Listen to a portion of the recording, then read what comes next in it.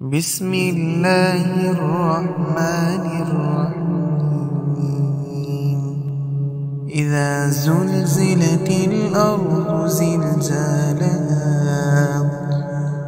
وأخرجت الأرض أثقالها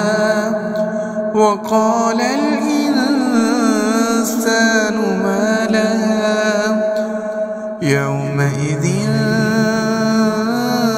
تحدث أخبارها